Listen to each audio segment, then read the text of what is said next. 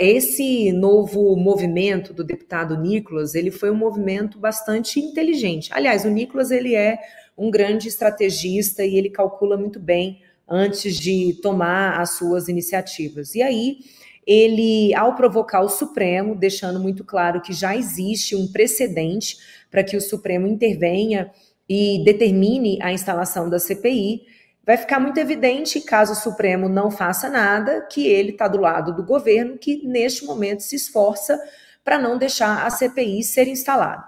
Agora, independente da atuação do Supremo, eu particularmente acho que o Supremo não vai tomar nenhuma decisão que contrarie os interesses do governo, por motivos óbvios, né? A gente percebe um casamento bastante estreito e com bastante fidelidade entre poder executivo e poder judiciário hoje no Brasil, mas a gente precisa lembrar que o regimento interno da Câmara traz que, se não houver outras CPIs na frente, ela também, o pedido de CPI pode ser instalado.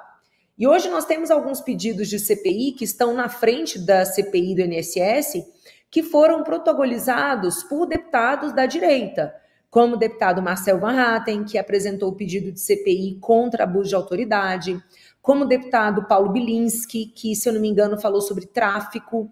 Então, inclusive, são assuntos genéricos que são um problema sempre visto no Brasil. Então, esses deputados, o próprio deputado Kim Kataguiri também, ele tem um pedido de uma CPI que está na frente do INSS. Então, se esses deputados fizessem um movimento de retirada desses pedidos de CPI, então, do ponto de vista regimental, o presidente da Câmara já não tem mais uma desculpa para dar. Então, eu acredito que o mais sensato, o mais efetivo neste momento, seja fazer esse trabalho político de convencer os demais autores de pedidos de CPI para que façam a retirada. Agora, sobre a CPI. Gente, CPI é sempre um enorme risco para o governo, porque os deputados, quando estão ali dentro de uma CPI, eles têm poder de polícia. Eles, inclusive, podem prender pessoas que estejam mentindo.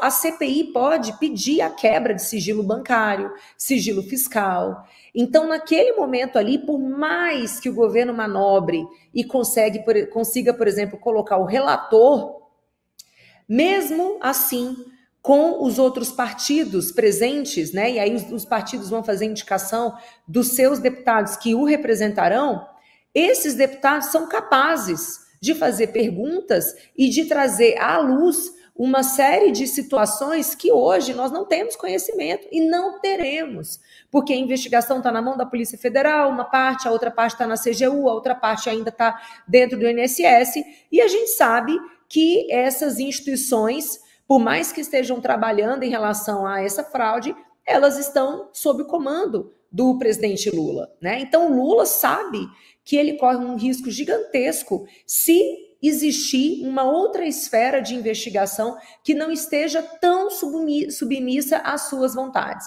Então, o esforço tem que ser nesse sentido, de construir politicamente essa saída para que a CPI seja instalada.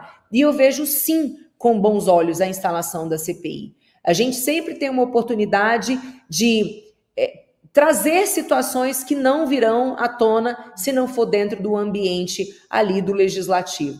A gente precisa lembrar que nós estamos há 1 ano e meio antes da próxima eleição, então todo o desgaste que vier agora sobre esse governo, que agora já enfrenta também essa outra questão do IOF, eu acho que a gente vai comentar aqui, mas qualquer desgaste que venha para esse governo é extremamente importante para trazer a lucidez para os eleitores brasileiros no ano que vem.